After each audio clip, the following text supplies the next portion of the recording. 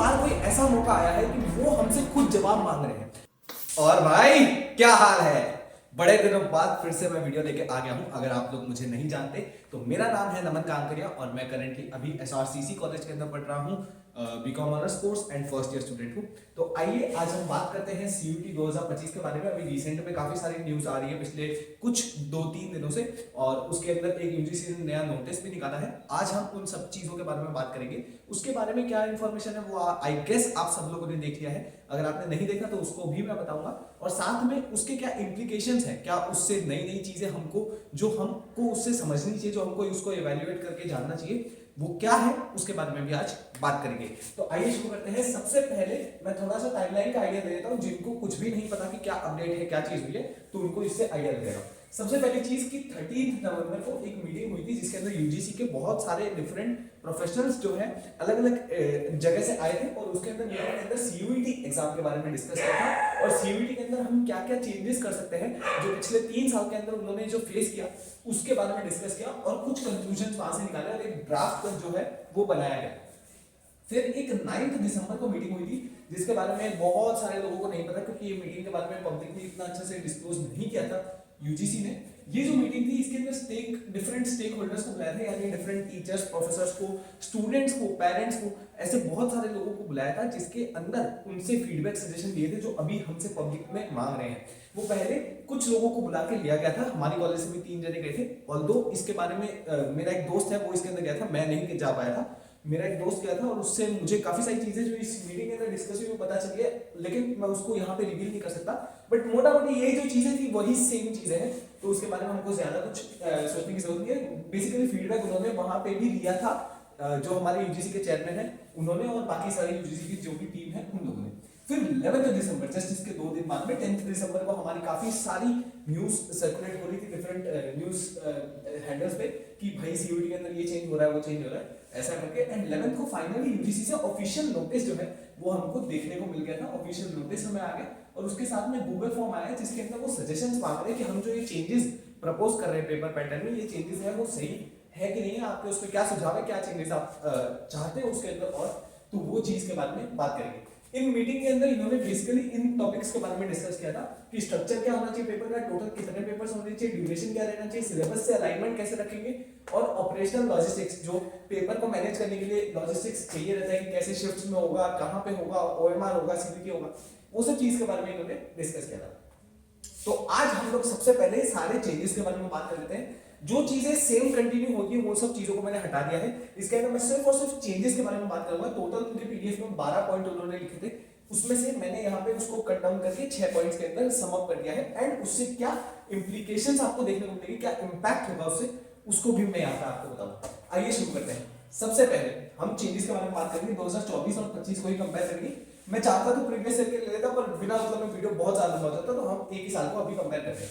OMR और CBT, ये 2 mode था। ओएमआर के अंदर हम पेन पेपर पे मार्क करते हैं, और सीबीटी के अंदर हम कंप्यूटर बेस्ड टेस्ट देते हैं। अब जिन लोगों को बहुत अच्छे से आइडिया नहीं, उनको बता देता हूं कि सीयूटी एग्जाम से आप दिल्ली यूनिवर्सिटी के कोई भी कॉलेज के अंदर एडमिशन चाहे तो वो दे सकते हैं, एंड इसको ऑल्सो 283 यूनिवर्सिटीज जो है वो इससे एडमिशन एक्सेप्ट करती है। इस साल ये और बढ़ने की चांसेस है, ठीक है। लास्ट ईयर 13 लाख के आसपास बच्चों ने इसके अंदर रजिस्टर किया था।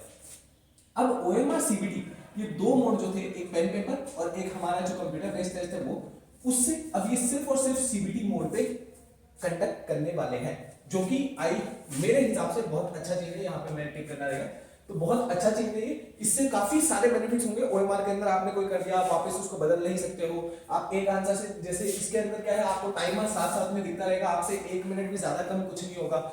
ओएमआर में कई बार कम टाइम दे देते हैं, वो वाली चीज भी इसके अंदर नहीं होती है, ठीक है। और भी बहुत सारे इसके अंदर फायदे, आप इसमें मार्क कर सकते हो अलग से, बहुत सारी चीजें आप कर सकते हो जो इसके अंदर ओएमआर में आपको नहीं देखने को मिलता है। तो सीबीटी डेफिनेटली अच्छा मोड है। मैंने सीबीटी के अंदर भी पेपर दिया है एंड ओएमआर में भी दिया है, एंड डेफिनेटली सीबीटी मोड जो है वो बेटर है ओएमआर से। तो ये बहुत अच्छा चेंज है, इसके काफी सारे फायदे हमको देखने को मिलेंगे, तो इसके लिए एनटीए की तारीफ करना बनता है। अब यार इसके बाद से जो चेंजेस आएंगे जिसमें मैंने क्रॉस लगाया वो अच्छे चेंजेस नहीं है, उसके लिए हमको सजेशंस देने हैं। मैक्सिमम 6 सब्जेक्ट्स थे जिसको अब मैक्सिमम 5 सब्जेक्ट कर दिया है। अब ये जो है ये थोड़ा प्रॉब्लमेटिक चीज है कि जब 6 सब्जेक्ट थे, इससे पहले अगर हम पिछले सालों की बात करें तो 10 सब्जेक्ट मैक्सिमम हमको दिए जाते थे। अब 10 से 6 किया, 6 से 5 किया। देखो इसके पीछे इनका रीजन क्या रहता है कि ये लोग इसलिए कम करना चाह रहे हैं कि जितने सब्जेक्ट्स कम करेंगे उतने परम्यूटेशंस कॉम्बिनेशंस कम होंगे। आप समझ रहे, क्योंकि हर बच्चे को पूरा फ्रीडम दिया जा रहा है कि वो जो चाहे वो सब्जेक्ट ले, जो चाहे वो सब्जेक्ट के कॉम्बिनेशन बना के पेपर दे, एंड उसका पेपर जो है वो अलॉट करके बताएंगे कि आपका पेपर इस तारीख को होगा। तो उतने परम्यूटेशन कॉम्बिनेशन को इनको हैंडल करना बहुत मुश्किल रह जाता है, क्योंकि यहाँ पे 10 लाख से ऊपर बच्चे पेपर के लिए अपियर करते हैं। अब यही अगर पेपर देने वाले बच्चे बहुत ही कम हो, अगर हम फॉरेन कंट्रीज की बात करें तो वहां मैनेजमेंट इसलिए बेटर हो पाता है क्योंकि वहां कम बच्चे हैं पेपर देने वाले। यहाँ बच्चे इतने लाखों में हैं जिसलिए इनको ये चीजें डिसीजंस लेने पड़ते हैं, लेकिन ये बच्चों के लिए फायदेमंद नहीं है, इसलिए हमको इसके लिए बोलना पड़ेगा। भले ही उनको इसको लॉजिस्टिकली हैंडल करने में मुश्किल रहे, पर ये उनका हेडेक है, उनको ये चीज को मैनेज करना पड़ेगा कैसे भी करके, क्योंकि ये बच्चों के लिए ये बहुत ज्यादा नुकसान वाली चीज है। अब 6 सब्जेक्ट में होता क्या है कि बच्चे जब 12th का पेपर पढ़ते हैं तो उनके 4 सब्जेक्ट होते हैं और एक लैंग्वेज होता है जो यूजुअली इंग्लिश होता है। ये बहुत सारे मेजोरिटी बच्चों के साथ यही केस होता है जो डीयू को टारगेट करते हैं। तो अब जो बच्चे 4 डोमेन सब्जेक्ट्स जो डोमेन्स में एक्चुअली कंसीडर किए जाते हैं सीयूईटी के लैंग्वेज के अंदर, वो 4 सब्जेक्ट्स जो 12th में पढ़ रहे हैं एंड साथ में एक जो वो इंग्लिश का सब्जेक्ट पढ़ रहे हैं, जो भी लैंग्वेज पढ़ रहे हैं, ये 5 सब्जेक्ट तो यहीं पे कवर हो जाते हैं। अब एक जनरल एप्टीट्यूड जो जीटी पहले हम बोलते थे, जीटी जो एक सब्जेक्ट है वो सब्जेक्ट तो वो दे ही नहीं सकता। 6 सब्जेक्ट के अंदर एटलीस्ट वो तो दे सकता था, अब वो देने की जरूरत क्या है, जनरल टेस्ट वाला सब्जेक्ट देने की जरूरत क्या है? क्योंकि देखो क्या है कि बहुत सारे कोर्सेज ऐसे हैं जो कोर्सेज को अगर आपको परस्यू करना है 12th के बाद में, तो वो कोर्सेज की एलिजिबिलिटी के लिए ही आपको वो जनरल टेस्ट का पेपर देना कंपलसरी है। अब अगर आप जनरल टेस्ट देने जाओगे तो आप ऑलरेडी कम ही डोमेन दे पाओगे, क्योंकि होता क्या है कि जैसे इसके अंदर बेस्ट 3 डोमेन्स को कंसीडर अगर किया जाए तो आप 4 डोमेन्स के पेपर अगर दो तो उसमें से जिन 3 में आपको सबसे ज्यादा मार्क्स स्कोर होते हैं वो 3 बेस्ट 3 को कंसीडर किया जाता था। तो ये 4 डोमेन देने का ऑप्शन इसमें था। अब इसमें अगर आप 4 डोमेन दोगे तो आपका जीटी हाथ से जाएगा, और अगर आप इसमें जीटी दोगे तो आपके 3 ही डोमेन रहेंगे, तो आपके पास रिस्क ज्यादा है इसके अंदर, क्योंकि आप कोई भी एक सब्जेक्ट को ग्रांटेड नहीं दे सकते, आपको सब कुछ पढ़ना पड़ेगा, जो बच्चे के ऊपर ही ज्यादा बर्डन क्रिएट करता है। तो ये मेरे हिसाब से अच्छा चेंज नहीं है, इसको 5 से 6 करना चाहिए, और ये हम सजेशंस के अंदर ये चीज को भी मेंशन करेंगे और बोलेंगे इसके बारे में, ठीक है। इससे बच्चा मल्टीपल कोर्सेज को टारगेट नहीं कर सकता, उसको फिर एक ही कोर्स पकड़ के चलना पड़ेगा, वो मल्टीपल कोर्सेज की तरफ नहीं कर सकता कि बैकअप में नहीं रख सकता कोर्सेज को, उसको एक ही कोर्स टारगेट करना पड़ेगा और उसी के भरोसे रहना पड़ेगा। तो ये सब चेंजेस जो हो रहे हैं ना, इसकी वजह से क्या है, ड्रॉपर्स की संख्या और बढ़ने की संभावना मुझे दिख रही है कि अगर इस तरीके के चेंजेस होते रहेंगे तो ड्रॉपर्स जो है वो दिन ब दिन बढ़ते ही जाएंगे हर साल दर साल। मेरे को अभी भी हमारे कॉलेज में 25 से 30 ड्रॉपर तो मैं पर्सनली जानता हूं जो मुझे मिल चुके हैं। बताओ, अब 800,000 बच्चों के बैच के अंदर 25-30 ड्रॉपर मिल रहे हैं, वो भी बीकॉम ऑनर्स जैसे कोर्स में जिसमें आज तक पिछले 2 साल से पहले तक ड्रॉपर एग्जिस्ट ही नहीं करते थे, अब ड्रॉपर्स होंगे। ठीक है, चलो अब हम अगले पॉइंट में आएंगे कि क्लास 12th के जो सब्जेक्ट्स हैं वो आपने जो क्लास 12th में पढ़े हैं, जो आपके बोर्ड की मार्कशीट में है, आप सिर्फ उन्हीं को ही सीयूईटी में दे सकते थे, लेकिन अब इस चीज का बैरियर हटा दिया है, अब आप जो चाहे वो सब्जेक्ट का पेपर दे सकते हैं। ये बहुत ही अच्छा चेंज है, और ये चेंज बड़ा चेंज क्यों है, क्योंकि जैसे बहुत सारे कोर्सेज ऐसे हैं जिसके अंदर मैथ्स कंपलसरी है, आपको मैथ्स चाहिए, तो मैथ्स अब आपके अगर 12th में नहीं भी हो तो भी आप सीयूईटी में मैथ्स का सब्जेक्ट दे दो, और वो उसकी वजह से आप उस कोर्स के लिए एलिजिबल हो जाओगे। तो ये बहुत ही अच्छा चीज है कि मैथ्स के लिए जैसे हमको अगर बीएमएस कोर्स करना रहता है या हमको बीबीए कोर्स करना रहता है जिसके अंदर एफआईए हमारे डीयू में ऑफर होता है, या हमको इको ऑनर्स कोर्स करना है या स्टैट्स ऑनर्स कोर्स करना है, ऐसे जो भी कोर्सेज है जिसमें मैथ्स कंपलसरी होता है, बीकॉम ऑनर्स में मैथ्स अब कंपलसरी नहीं है अगर आपको नहीं पता तो ये जो कोर्सेज है जिसमें मैथ्स कंपलसरी है, इसमें आप सीयूईटी में मैथ्स दे दो, उसके अंदर भी आपके पास ऑप्शन है अप्लाइड मैथ्स देने का, अगर आपका कोर मैथ्स भी है तो, या आपका मैथ्स नहीं भी है तो अप्लाइड मैथ्स जो है वो कवर किया जा सकता है अगर आप अभी से पढ़ना शुरू करते हो। तो इसलिए ये चीज बहुत अच्छी है, ये चेंज को उनको नहीं बदलना चाहिए, और ये चेंज के लिए क्या है कि कुछ बच्चे इसको भी टारगेट कर पाएंगे जो इसको करना चाहते थे बट वो नहीं कर पा रहे थे, तो ये अच्छी चीज है। अगला जो चेंज के बारे में हम बात करेंगे वो है कि 45 और 60 मिनट ये 2 तरीके के पेपर होते थे। 60 मिनट के लिए सिर्फ इकोनॉमिक्स, अकाउंट्स, मैथ्स और ऐसे जो बड़े सब्जेक्ट्स हैं जिसके अंदर कैलकुलेशंस लगती है वो 60 मिनट देते थे, बाकी सब में 45 मिनट्स ही हमको देखने को मिलते थे। ठीक है, तो ये जो चीज है इसके अंदर अब वो चेंज करके सारे पेपर्स को 60 मिनट्स का करने वाले हैं। अब इससे होगा क्या, ये देखो उस एंगल से देखा जाए तो चीज अच्छी है कि अगर 60 मिनट का पेपर कर रहे हैं तो बच्चों को पूरे ज्यादा टाइम मिल रहा है क्वेश्चन को सॉल्व करने के लिए, अच्छा खासा टाइम मिल रहा है, तो ये बहुत अच्छा चीज है, होना चाहिए। मोर टाइम पर क्वेश्चन बच्चों को मिलेगा, खास करके जैसे अगर हम इंग्लिश की बात करें उसके अंदर सबसे जो बड़े इशू आते हैं उसमें से एक इशू ये है कि टाइम जो है वो कम मिलता है। क्योंकि रीडिंग कॉम्प्रिहेंशन इतने बड़े हैं कि वो रीडिंग कॉम्प्रिहेंशन को पढ़ते पढ़ते 45 मिनट निकल जाते हैं। सबसे ज्यादा 45 मिनट जो कम पढ़ते हैं वो इंग्लिश के अंदर पढ़ते हैं। वो 60 मिनट्स अगर हो जाएगा तो इंग्लिश का पेपर कवर करना थोड़ा सा इजी हो पाएगा। तो ये चीज अच्छी है, इसके बारे में हमारे पास कोई वो ऐसा सुझाव नहीं है कि इसको आप वापस रिवर्स कर दो। ये अच्छा चेंज है, ये भी अच्छा चेंज है। तो अच्छे चेंज की हम तारीफ करेंगे। जो चीज अच्छी नहीं करी है इन्होंने उसका हम यहाँ पे सजेशन जो है वो देंगे, ठीक है। अब पहले क्या होता था कि 50 में से 40 क्वेश्चंस आपको करने रहते थे या 60 में से 50 क्वेश्चंस करने रहते थे। 60 में से 50 रहता था सिर्फ और सिर्फ जीटी जनरल टेस्ट सब्जेक्ट के लिए, जो कि आपका 12th में पढ़ा हुआ नहीं होता है, ठीक है। ये सब्जेक्ट जो है ये आपको अलग से सिर्फ सीयूईटी में ही देना होता है, उसी के लिए अलग से पढ़ना पड़ता है। ये सब्जेक्ट आपके 12th में नहीं होता, बाकी सारे सब्जेक्ट आपके 12th में होते हैं। इंग्लिश में आपका 12th का सिलेबस नहीं है, इंग्लिश के लिए आपको डिफरेंट नया सिलेबस पढ़ना पड़ता है, ठीक है। तो ये वाली चीज है, इसके अंदर आपको 40-50 में से करने देते थे या 50-60 में से करने देते थे। 10 क्वेश्चंस जो है वो आप छोड़ सकते थे क्या, छोड़ना ही होता था। कंप्यूटर बेस में आप 40 से ऊपर अटेम्प्ट ही नहीं कर पाते थे। ओएमआर में आप 40 से ऊपर अटेम्प्ट कर भी सकते हो, कोई रोकने वाला है नहीं। अब 40 से ऊपर करते तो फर्स्ट 40 कंसीडर होते थे, बट यहाँ पे अब आपका 40 आपको एग्जैक्ट पता चलेगा कि कितने क्वेश्चन हो रहे हैं, तो ये अच्छी चीज है। अब यहाँ पे क्या है, आउट ऑफ 200 या 250 स्कोर कैलकुलेट होता था। अब इससे ये क्या चेंज कर रहे हैं कि सारे पेपर में सारे सब्जेक्ट्स के अंदर ये 50 क्वेश्चन देंगे और वो भी सारे कंपलसरी। अब आपके पास ऐसा ऑप्शन नहीं दे रहे कि 50 में से आप 40 अटेम्प्ट कर दो।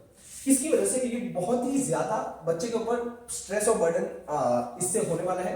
इससे कट ऑफ भी बहुत ज्यादा इंपैक्ट करेगी, और कट ऑफ से ज्यादा जरूरी चीज जो इंपैक्ट करेगी वो ये है कि इससे बच्चों का जो रिस्क है, जो लक बेस्ड पेपर हो रहा है, वो चीज और ज्यादा बढ़ेगा, और इससे भी ड्रॉपर्स की संख्या और ज्यादा बढ़ेगी। तो ये एक बहुत ही मेजर पॉइंट है जिससे ड्रॉपर्स की संख्या जो है वो बढ़ने के मेरे को चांसेस लग रहे हैं। और ड्रॉपर्स बढ़ना कोई अच्छा इंडिकेशन नहीं है, अच्छी बात नहीं है। ड्रॉपर्स नहीं होने चाहिए, कम से कम होनी चाहिए ड्रॉपर्स, ठीक है। तो अब देखो 50 क्वेश्चन कंपलसरी कर दिए सारे सब्जेक्ट के अंदर, और सारे सब्जेक्ट में अब आउट ऑफ 250 स्कोर कैलकुलेट होता है। तो अभी तक हमारे जो बीकॉम ऑनर्स जैसे कोर्स है उसके अंदर आउट ऑफ 800 के बच्चे आते थे, 800 में से 800 वाले। अब वो 800 का ये 1000 करने वाला है, 250 के 4 सब्जेक्ट, तो 1000 आउट ऑफ 1000 वाले बच्चे अब आएंगे। तो ये इस तरीके का चेंज जो है वो ये कर रहे हैं। इसके अंदर भी मार्किंग स्कीम हो जाएगा कि हर एक क्वेश्चन करेक्ट करने में +5 और रॉन्ग करने पे -1, ये वाला मार्किंग स्कीम इसके अंदर रखेंगे कंपलसरी रखने के बावजूद। तो ये वाला जो चेंज है, ये चेंज मेरे हिसाब से अच्छा नहीं है। एंड बाकी भी जितने भी टीचर्स हैं, मैंने कुछ टीचर्स के वीडियोस देखे, उनका भी यही कहना है कि ये चीज अच्छा नहीं है, कंपलसरी क्वेश्चंस नहीं होने चाहिए। और इसके अंदर सबसे ज्यादा जो प्रॉब्लम आती है वो सिलेबस की आती है।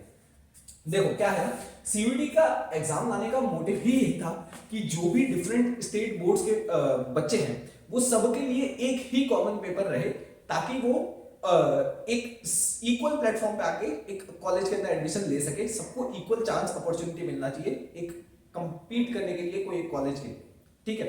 वो चीज की वजह से यहाँ पे सीयूईटी एग्जाम को इंट्रोड्यूस किया गया।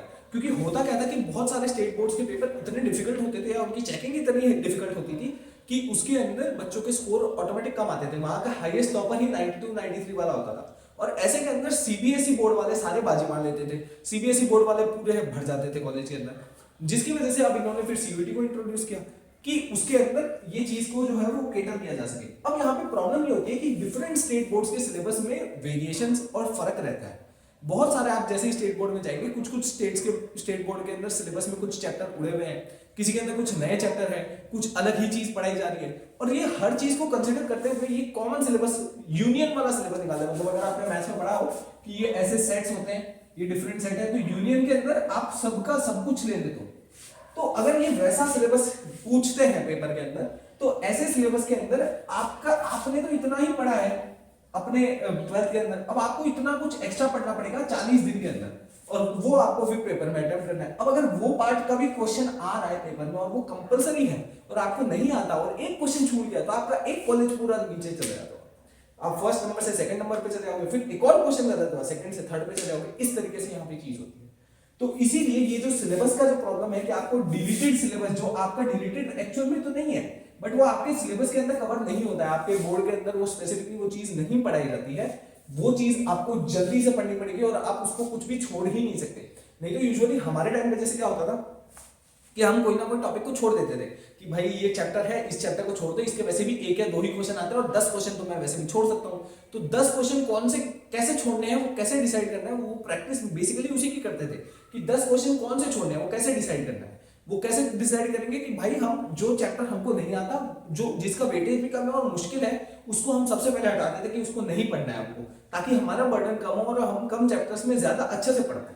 तो वो वाली चीज जो है वो यहाँ पे क्रिएट हो जाएगी। तो इसलिए हमको इस चीज के खिलाफ आवाज उठानी है, हमको इस चीज के लिए बोलना है कि यहाँ पे कंपलसरी नहीं करें। सेम यही जो पैटर्न है, ये पैटर्न अच्छा था, इसके अंदर कोई चेंजेस की जरूरत नहीं है। इसके अंदर ये जरूर कर सकते हो कि जीटी में भी 50 में से 40 करती है, या इसके अंदर हम कुछ और दूसरा सजेस्ट कर सकते हैं, वो आप अपने हिसाब से करिए। इसमें सुनील पांडा सर ने एक वीडियो बनाया था, उसके अंदर बहुत अच्छी बात कही उन्होंने कि आप अगर एक ही तरीके का, अगर सपोज कर लो मैं बता दूं कि भाई ऐसा तुम फॉर्म के अंदर डाल के भर दो, तो क्या है, उनको ये चीज पता चल जाएगी वहां पे कि भाई ये एक जैसे इतने सारे आए, मतलब कोई एक टीचर ने करवाया है या कोई इंस्टीट्यूशन ने करवाया है, ऐसा कुछ हुआ है। तो वो चीज सुनील पांडा सर ने भी बोला कि आप अपने शब्दों में भरो, वो ज्यादा बेटर रहेगा। मैं भी यही पर्सनली रिकमेंड करूंगा कि अपने शब्दों में भरो। मैं यहाँ पे चेंजेस को डिस्कस कर रहा हूँ और मैं अपने एंड से जो चेंजेस है उसको थोड़ा सा स्ट्रक्चर करके आप लोगों को बता दूंगा। आप उसके लिए मेरा टेलीग्राम चैनल जो है या व्हाट्सएप चैनल जो है उसको ज्वाइन कर सकते हैं, नीचे डिस्क्रिप्शन में लिंक मैं आपको दे दूंगा। अब इसके बाद एक और चेंज की बात करते हैं कि 20 फॉरेन लैंग्वेजेस जो थी, जो लैंग्वेज सब्जेक्ट होते हैं, उसको जीटी से रिप्लेस कर दिया। जो पहले जीटी होता था जनरल टेस्ट, उसको जनरल एप्टीट्यूड टेस्ट बना लिया है। जीएटी से रिप्लेस कर दिया है 20 फॉरेन लैंग्वेजेस को और 6 डोमेन सब्जेक्ट्स, जिनके नाम आपको यहाँ पे देखने को मिल जाएंगे। तो ये 6 डोमेन सब्जेक्ट जो है इनको भी जीएटी से रिप्लेस कर दिया गया है। टोटल पहले 63 सब्जेक्ट्स होते थे, अब 37 हो गए, 23 को रिड्यूस किया है। और इसके पीछे भी इनका लॉजिक जो है वो यही जाता है कि जितने ज्यादा सब्जेक्ट्स होंगे उतने ज्यादा टोटल नंबर ऑफ पेपर्स बढ़ेंगे, और जितने ज्यादा टोटल नंबर ऑफ पेपर्स बढ़ते हैं उतना इनको लॉजिस्टिक्स के अंदर ज्यादा एक्सपेंड होता है, ज्यादा मेहनत लगती है, ज्यादा टाइम होता है और उतने ही ज्यादा चांसेस हो जाते हैं मिसमैनेजमेंट के। तो जितने लिमिटेड पेपर होंगे, जितने लिमिटेड हर चीज रहेगी, कम से कम में ज्यादा चीज अचीव हो पाएगी, उतना इनके लिए मैनेज कर पाना इजी रहेगा। क्योंकि यहाँ पे एक चीज हम भूल जाते हैं कि इस पेपर को देने वाले 10 लाख से भी ऊपर बच्चे हैं। लास्ट ईयर 13 लाख ने दिया था और हर साल से 10 लाख से ऊपर बच्चे एवरेज दिए जाते हैं। तो इतने बच्चे जब पेपर देंगे तो उसके अंदर मैनेजमेंट कर पाना बहुत ज्यादा मुश्किल रहता है एनटीए की तरफ से भी। तो हम अपने एंड से इस चीज को समझते हुए हम उनको चेंजेस को सजेस्ट कर सकते हैं जो एक्चुअल में उनके लिए इंप्लीमेंट कर पाना डूएबल हो, वो कर सके इंप्लीमेंट, वैसे हमको चेंजेस सजेस्ट करने हैं। ठीक है, तो यहाँ पे हम सबसे पहले तो ये मैक्सिमम सब्जेक्ट्स वाला जो चेंज है इसके लिए हम एक सजेशन देंगे कि ये चीज नहीं होनी चाहिए। दूसरा जो ऑप्शनल क्वेश्चंस और कंपलसरी क्वेश्चन वाला है, इसके लिए हम यहाँ पे चेंजेस जो है वो सजेस्ट करेंगे। इसको किस तरीके से स्ट्रक्चर किया जा सकता है मैं आपको बताऊंगा। अब कुछ क्वेश्चंस जो हैं जो इस पूरे नोटिस और सब चीज के बाद भी अनआंसर्ड रह गए हैं, उन क्वेश्चंस के बारे में बात करते हैं। सबसे पहला कि अब डीयू की एलिजिबिलिटी क्या रहेगी, क्या वही सेम एलिजिबिलिटी रहेगी या चेंज हो जाएगी। जैसे इको ऑनर्स में या इन कोर्सेज में मैंने बोला आपको कि मैथ्स कंपलसरी है, क्या अब वो सेम वैसा ही रहने वाला है कि वो भी अब ये चेंज कर देंगे। क्योंकि जैसे बीकॉम ऑनर्स में मैं अभी आपको बोला कि आउट ऑफ 800 था वो आउट ऑफ 1000 हो जाएगा, तो क्या वो आउट ऑफ 1000 हो जाएगा, ये उसको 750 कर देंगे कि अब हम आपके 3 डोमेन्स नहीं, सिर्फ 2 ही डोमेन्स और एक इंग्लिश लेंगे, एक लैंग्वेज लेंगे, क्या अब उस तरीके से हो जाएगा। तो उसको लेके अभी तक कोई हमको क्लैरिटी नहीं है, क्योंकि वो एनटीए नहीं बता सकता, वो डीयू बताएगा। और वो चीज की क्लैरिटी तब मिलेगी जब इसका ऑफिशियल कोई सर्कुलर आ जाएगा, जब ये ऑफिशियली सीयूटी का जो पोर्टल है वो लाइव हो जाएगा, आपके लिए रजिस्ट्रेशन जो है वो खुल जाएगा, तब हमको एक्चुअल में चीज पता चलेगी। और वो जो फाइनल सर्कुलर है, जो रजिस्ट्रेशन है, वो कब तक खुले, कब तक हम एक्सपेक्ट करें। तो देखो यार, मैं बताया था 11 दिसंबर को यहाँ पे हमको ये फॉर्म देखने को मिला है, जो प्लस 15 दिन यानी कि हमारे 26 दिसंबर तक जो है वो तो ये फॉर्म ही खुला है। 26 दिसंबर तक तो रिस्पॉन्सेज एक्सेप्ट कर रहे हैं। अब थोड़ा लॉजिकली हम सोचेंगे, अगर 26 दिसंबर तक ये फॉर्म एक्सेप्ट कर रहे हैं, उसके बाद में उसको एनालाइज करेंगे और फिर चेंजेस को सोचेंगे और फिर इंप्लीमेंट करेंगे, अगर हम एकदम अच्छा ही सोच के चलेंगे, तो उस हिसाब से इनको इसके बाद भी 1 महीना जितना तो लग जाएगा सारे चेंजेस को फाइनलाइज करने में। हो सकता है 15 दिन के अंदर कर दे, पर हम 1 महीना मान के चलते हैं, तो एवरेज जनवरी एंड तक ये उस चेंजेस को फाइनलाइज कर देंगे और तब तक हमको सर्कुलर में पेपर पैटर्न को लेकर पूरी क्लैरिटी जो है वो मिल जानी चाहिए। जनवरी एंड तक आप एक्सपेक्ट करो कि पेपर पैटर्न को लेकर क्लैरिटी मिल जाएगी। एंड इस साल मुझे एक्सपेक्टेड है कि हो सकता है कि फॉर्म्स को थोड़ा जल्दी खोला जाए, क्योंकि लास्ट ईयर भी जैसे इस साल जो 2024 की अगर बात करूं मैं, तो फरवरी के एंड के आसपास में खुला था फॉर्म, एंड 2023 में फरवरी के स्टार्टिंग में खुल गया था फॉर्म फर्स्ट वीक के अंदर। तो मेरे हिसाब से इस साल फरवरी के फर्स्ट वीक में फॉर्म खुल जाना चाहिए। तो आप तब तक एक्सपेक्टेशंस लेके चलो, उससे डिले हो जाएगा, जल्दी हो तो अच्छी बात है, डिले तो एक्सपेक्टेड रखो ही, डिले करते ही हैं, हर चीज के अंदर थोड़ा डिले हो जाता है। फिर क्या हम चेंजेस एक्सपेक्ट करें कि यार ये जो इतना सब हमने समझा, अब इसके अंदर जो हम सजेशंस दे रहे हैं, ये जो गूगल फॉर्म है इससे भरेंगे तो क्या इससे कुछ होगा? इससे तो कुछ होने ही नहीं वाला। ऐसा अगर आप सोच के चल रहे हो तो ऐसा बिल्कुल मत सोचो यार, क्योंकि देखो हमारे पास पहली बार कोई ऐसा मौका आया है कि वो हमसे खुद जवाब मांग रहे हैं, वो हमसे खुद सुझाव मांग रहे हैं। जो एनटीए कभी हमको कोई चीज का जवाब नहीं देता था, कोई चीज में कुछ भी क्वेरी को हैंडल नहीं करता था, हमारी क्वेरी सुनता तक नहीं था, वो अब हमसे सुझाव मांग रहे हैं। वो चाहते हैं कि हम इस चीज को इंप्रूव करें। अगर वो ऐसा बोल रहे हैं तो हम उनको क्यों ना बोले? ठीक है, इतना सिंपल सा लॉजिक है। आप इसको भर दीजिए, करें नहीं करें वो उनके ऊपर है, हम अपना कर्म तो करके छोड़ दें। ठीक है, फल की चिंता मत करो, कर्म करते रहो। यहाँ पे अपना कर्म ये है कि हम इसके अंदर अपना जो चेंजेस जो है वो सजेस्ट कर दे और वो अपनी तरफ से लिख दे। फिर चेंजेस होंगे नहीं होंगे वो भगवान जाने। मेरे हिसाब से बहुत सारे लोग अगर इस चीज को बोलेंगे ना, ये चीज को ऑप्शनल वाला चीज चेंज कर सकते हैं हम इस चीज को, लेकिन ऐसा मान के मत चलो कि चेंज हो जाएगा, और ऐसा मान के भी मत चलो कि चेंज नहीं होगा। ठीक है, आपको अपनी प्रिपरेशन चालू रखनी है, आपको अपना जो सिलेबस है वो खत्म करना है। आप 12th के स्टूडेंट हो, आप ड्रॉपर हो, आप जैसे भी तरीके से पढ़ाई कर रहे हो, आपको सिलेबस अपना खत्म करने के ऊपर सबसे पहले प्रायोरिटी देनी है। फिर मॉक टेस्ट वगैरह हर चीज करेंगे, कैसे तैयारी करनी है, क्या सब करना है, उसके ऊपर भी अब वीडियोस आने वाले हैं। ठीक है, फिर अगला प्रिपरेशन का जो मेथड है, प्रिपरेशन का जो तरीका है, क्या अब उसमें हमको कुछ चेंज करने की जरूरत है? मैं अभी आपको वही चीज बताया कि आपको पहले सिलेबस कंप्लीट करने के ऊपर ध्यान देना चाहिए। अगर आप ड्रॉपर हो और आप सिलेबस कंप्लीट कर चुके हो तो आपको क्वेश्चंस प्रैक्टिस करने के ऊपर ध्यान देना चाहिए। आप पीवाईक्यूज को प्रैक्टिस करिए उनको। मैं जैसे अगर आपके पास कोई रजिस्टर है, ये रजिस्टर है आपके पास, यहाँ पे ऐसे 1 2 3 4 ऐसे 50 तक नंबरिंग लगाइए, एक पीवाईक्यू उठाइए, उस पीवाईक्यू के अंदर 50 में जितने भी हैं, यहाँ पे ए, यहाँ पे बी, यहाँ पे सी, ऐसे करके आप लिखिए और वो सारे लिख के फिर खुद चेक करिए। इस तरीके से आप पीवाईक्यूज की प्रैक्टिस करिए। तो ये ना तो आपका ओएमआर में प्रैक्टिस हो रहा है, ना आपका सीबीटी में हो रहा है, आपकी सिर्फ क्वेश्चंस की प्रैक्टिस हो रही है, आपका जो सिलेबस है उसका रिविजन हो रहा है एक तरीके से। तो ये वाली जो चीज है आप इस तरीके से चलिए। अगर आप ड्रॉपर हैं तो आपका सिलेबस हो चुका है, तो नहीं तो आप सिलेबस कंप्लीट करने के ऊपर अपना फोकस रखिए। तो ये बेसिक चीज रहेगी। इसके अंदर हम और डिटेल में आपसे जल्द ही बात करेंगे। इसके अलावा जो हमारा गूगल फॉर्म है, अच्छा, अगर आपको पीवाईक्यूज एक्सेस करने में दिक्कत आ रही है, एक और चीज मैं बता देता हूं। अगर आपको पीवाईक्यूज एक्सेस करने के अंदर दिक्कत आ रही है तो एक मेरा खुद का इनिशिएटिव है, इंडेक्स लाइब्रेरी। आप उसके ऊपर जाके पीवाईक्यूज को एक्सेस कर सकते हैं। उसका लिंक मैं नीचे डिस्क्रिप्शन में दे दूंगा। आप ट्राई और बॉट करके एक आपको ऑप्शन दिखेगा, उस पर जाके टेलीग्राम के अंदर एक बॉट खुलता है, आप उसमें कुछ भी मैसेज लिखिए और वो मैसेज के बाद में आपको रिप्लाई ऑटोमेटिक आते रहेगा। आप उसके अंदर सीयूईटी के सब पीवाईक्यूज को एक्सेस कर सकते हैं फ्री ऑफ कॉस्ट। ठीक है, ये वाली जो चीज है यहाँ पे हमारी मेजरली सारी तरीके की चीजें जो मेरे को बतानी थी वो सब कवर हो चुकी है। इसके अलावा आपका कुछ भी क्वेरी है, कुछ क्वेश्चन है, या आप कुछ ऐसी चीज जो आपके दिमाग में आ रही है जो मैं इसके अंदर कवर नहीं कर पाया, आप उसको नीचे कमेंट सेक्शन में जरूर बताइएगा। और काफी टाइम बाद अब वीडियो आ रहा है, इसके पीछे बहुत सारे मल्टीपल रीजंस थे।